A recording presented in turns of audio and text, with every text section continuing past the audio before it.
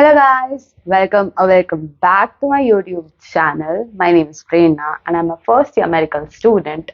So this video is going to be about physics, the terror of physics. मतलब seriously सबसे difficult subject है NEET student के लिए जो वो पूरे टाइम अपनी पूरी जर्नी में परेशान रहता है. ये वो सब्जेक्ट है क्योंकि ये किसी से भी सॉल्व नहीं होता. सबको बायो बहुत अच्छी लगती है, फिजिक्स किसी को अच्छी नहीं लगती.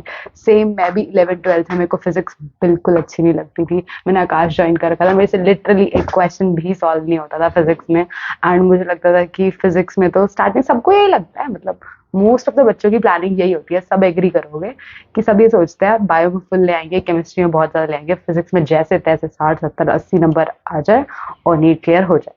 बट नीट क्लियर नहीं होता. तुम्हें पूरी फिजिक्स आती भी होती है तो भी तुम्हारे 100 to 120 मार्क्स ही बन पाते हैं.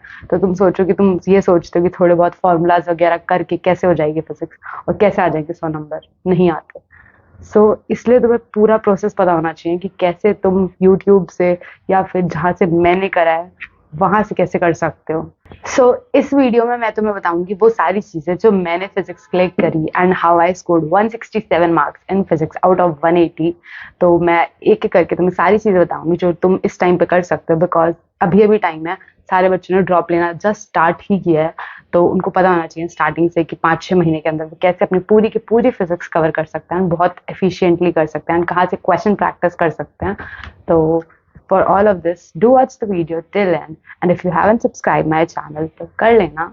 बहुत सारी चीजें करी हैं मैंने भी फिजिक्स के लिए, बहुत सारी, मतलब अलग अलग टाइप के क्वेश्चंस, अलग अलग टाइप की वीडियोस वगैरह. बट जो मेन चीज थी जो मैंने बिल्कुल एज अ फाउंडेशन जिससे मैंने सारे अपने कंसेप्ट स्ट्रॉन्ग करे, वो कोर्स था उम्मीद 1.0 जो यूट्यूब पे था.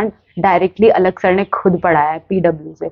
मतलब उससे ज्यादा बेस्ट कोर्स कोई भी नहीं है फिजिक्स के लिए. तुम एक बार करके देखो एंड सारे प्रॉपर नोट्स बनाना, सिर्फ वीडियोस मत देखना. मतलब प्रॉपर नोट्स, मेरे पास 2 कॉपीज है इतनी मोटी मोटी, एंड उसके अंदर मैंने सारे के सारे प्रॉपर आगे से लेकर पूरे कोर्स के नोट्स बनाया. एंड सारा एक एक साथ जब नेक्स्ट वीडियो कर रहे हो तो पिछले पिछले वीडियो का रिवाइज करते जाओ करते जाओ. ऐसे सबसे पहली चीज PYQs जो फिजिक्स के अंदर सबसे ज्यादा इंपॉर्टेंट होता है, 50% पेपर वहां से आता है, वो सारे क्वेश्चंस कवर हो जाते हैं तुम्हारे इसके अंदर. तो देखो PYQs खुद कवर हो गए. जितने बच्चों को डर लगता है ना PYQs सॉल्व करने से फिजिक्स के, तुम ये सोचो तुम्हारे A to Z PYQs solve हो गए. एंड सब यही एडवाइस करते हैं कि 50% पेपर फिजिक्स का PYQs से ही आता है. तो सोचो सबसे बड़ी दिक्कत तो ये हो गई, PYQs हो गए. एंड उससे बेसिक्स के सारे ऑलमोस्ट 80% सारे कंसेप्ट भी क्लियर हो गए. तो अगर तुमने उनको अच्छे से रिवाइज कर लिया, एक एक फॉर्मूला याद कर लिया, तो बस उस एक सीरीज से तुम्हारे 60-70% मार्क्स कहीं नहीं जा रहे. बस तुम्हारे जो डिफिकल्ट लेवल के क्वेश्चंस है, जो उस सीरीज के कंसेप्ट के क्वेश्चंस नहीं है, सिर्फ तुम्हारे वही क्वेश्चंस बचेंगे. तो मोस्ट ऑफ द पार्ट तुम्हारा यहाँ से हो जाएगा कवर. ऑल्सो कुछ बच्चों को चाहिए होता है कि इसके साथ वो क्वेश्चंस प्रैक्टिस करें. तो कितने बच्चों के साथ ये होता है कि वो अलग अलग बुक्स देखते हैं या फिर कहीं से भी क्वेश्चंस करने बैठते हैं, तो वो क्वेश्चंस एनसीईआरटी से बहुत ज्यादा बाहर होते हैं और उनसे क्वेश्चन सॉल्व नहीं होते. तो ये प्रॉब्लम बहुत बच्चों के साथ आती है कि तुम्हें लगता है ये क्वेश्चन इतना हार्ड है एंड तुम डिमोरलाइज हो जाते हो उन क्वेश्चंस को देख के. उससे बेटर मैं तुम्हें ये बताती हूँ तुम कहाँ से क्वेश्चंस कर सकते हो. अगर तुम कभी भी बुक से क्वेश्चन सॉल्व करोगे ना किसी स्टार्टिंग स्टेज में, तो तुम्हें बुक से किसी भी या फिर क्वेश्चन सॉल्व करोगे तुम्हें ऐसा लगेगा कि नहीं आता एंड तुम वहां पे बहुत टाइम वेस्ट करोगे अपना. बिकॉज एक क्वेश्चन को देख के तुम अलग अलग स्ट्रैटेजीज लगाओगे, ऐसे करते हैं ऐसे करते हैं, एंड वो तुम देखो कि 10 क्वेश्चन करने में तुम्हारा 1-1 घंटा निकल जाएगा. एंड वहां पे नीट में तुम्हें 1 घंटे में कितने सारे क्वेश्चन करने हैं. तो इसके लिए मैं तुम्हें ये बताऊंगी कि तुम अपना टाइम सेव कैसे कर सकते हो. कि तुम यूट्यूब पे वगैरह पे ऐसे किसी की वीडियोस देखो क्वेश्चन की. तो उससे क्या होगा, तुम क्वेश्चन और आंसर अगर तुम्हें नहीं आ रहा वो साथ साथ आता जाएगा. तो इससे तुम्हें ये भी नहीं है कि अगर तुम्हारा कोई डाउट आ रहा है तो तुम उसको क्वेश्चन को फिर टाइप करो, सर्च करो कि इस पे इसका कैसा आंसर आएगा, ये आएगा वो आएगा. इससे सबसे बेटर सॉल्यूशन है ये कि तुम डायरेक्ट वीडियोस देखो, क्योंकि उसके अंदर तुम्हें सॉल्यूशन वहीं पे आएगा, ना तुम्हें टाइम वेस्ट करने की जरूरत है. और इससे तुम्हें कितने सारे क्वेश्चन, तुम 1 घंटे में कितने सारे क्वेश्चन प्रैक्टिस कर लोगे. तो सोचो तुम्हें कॉन्फिडेंस भी आएगा कि क्वेश्चन तो हो गए practice. Also I would like to tell all the students जो अभी अभी 10th पास करके जस्ट 11th में आए हैं, उन्होंने PCB स्ट्रीम लिया एंड वो नीट की प्रिपरेशन करना चाहते हैं, उनके लिए अभी से अपने सारे कंसेप्ट स्ट्रॉन्ग करना बहुत इंपॉर्टेंट है. इंडिया का सबसे most loved platform that is physics वाला लाया है उनके लिए अर्जुना नीट 2.0, जहां एक्सपर्ट टीचर्स आपकी नीट की सारी प्रिपरेशन कराएंगे. यहाँ आपको पूरी 11th क्लास एंड नीट की पूरी प्रिपरेशन कराई जाएगी. इसमें आपको मिलेंगे live lectures and recorded lectures, because जिन भी बच्चों के लेक्चर्स मिस होते हैं उनके लिए रिकॉर्डेड भी अवेलेबल होंगे। और इसमें आपको मिलेगा स्टूडेंट पेरेंट डैशबोर्ड, जिसके अंदर आपके पेरेंट्स आपकी परफॉर्मेंस ट्रैक कर सकते हैं। और साथ ही आपको मिलेंगे video solutions for daily practice questions. ये बैच है 4800 का, बट आपको पड़ेगा 3800 का, and you can also use my code that is PR150 for 150 rupees discount. So do check the description box. So in courses का बेनिफिट ये होता है कि जो बच्चे खुद से अपने लिए वीडियोस नहीं ढूंढ सकते या फिर क्वेश्चंस बार बार नहीं ढूंढ पा रहे हैं, वो एक तो तुम प्रॉपर कोर्स ले ही लो, बिकॉज एक कोर्स होगा तो तुम्हारे पास एक टाइमलाइन होगी कि ये लेक्चर करते जाना है, क्योंकि वैसे तुम लेजी पड़ जाओगे कि आराम आराम से करोगे, ये करना है वो करना है, बट इसके अंदर तुम्हारे पास एक टाइम शेड्यूल होगा कि तुम ये भी करना है ये भी करना है। तुम्हारे टेस्ट आते रहेंगे बीच बीच में, तो तुम उनके लिए भी प्रिपेयर करते रहोगे, एंड रोज क्वेश्चंस होंगे, उनके वीडियो सॉल्यूशंस होंगे, तो तुम उसको अच्छे से प्रिपेयर कर पाओगे। ये दो चीजें होगी, लेक्चर्स की एंड क्वेश्चंस की। Third thing is mistake notebook, मतलब तुम जितने भी क्वेश्चंस गलत कर रहे हो उनको नोट करो, विद क्वेश्चन नोट करो। तुम यहाँ पे अपना आलस मत दिखाओ, विद क्वेश्चन नोट करो एंड उसके सॉल्यूशंस भी लिखो।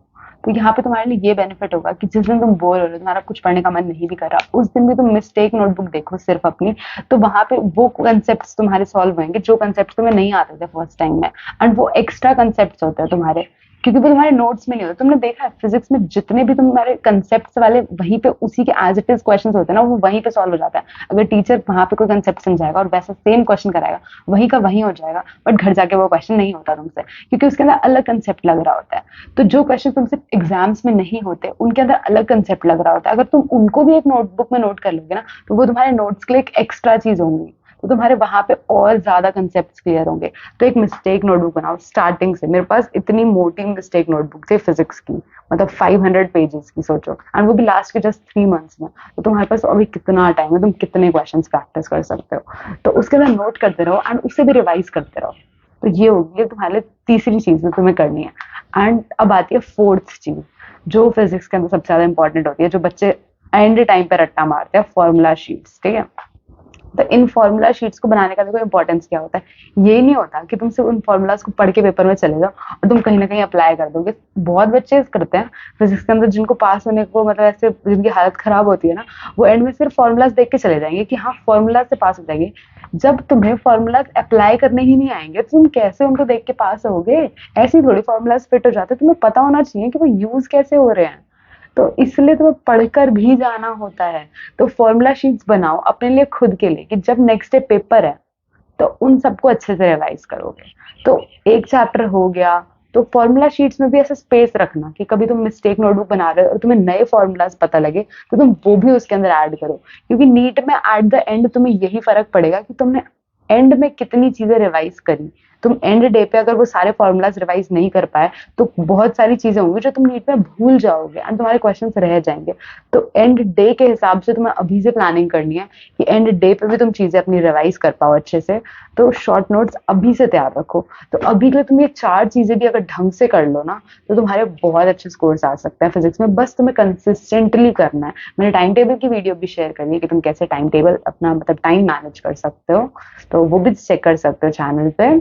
So the most important thing कि तुम अगर ढंग से अपना टाइम मैनेज करते हुए फिजिक्स को करो तो तुम बहुत अच्छे से फिजिक्स कर सकते हो जस्ट एट घर पे बैठकर। मैंने 167 जस्ट 3 मंथ्स में करा है, तो बहुत आराम से फिजिक्स हो सकती है। एंड ऐसा भी नहीं था कि मेरे को पहले से कंसेप्ट आ रहे थे। मेरे को फिजिक्स के लिए 11th-12th में सीरियसली मेरे को क्वेश्चन समझ नहीं आते थे, मैं जस्ट पास होती थी। आकाश में भी एंड अपने स्कूल में भी फिजिक्स डिफिकल्ट होती है, एंड मैं स्टार्टिंग से टॉपर भी नहीं थी फिजिक्स के अंदर, बट फिर भी एंड में आके मेरा स्कोर आए हैं। तो जस्ट तुम ये सारी चीजें कर सकते हो and they will help you a lot. So thank you for watching this video. I hope this video helps you all. Bye bye.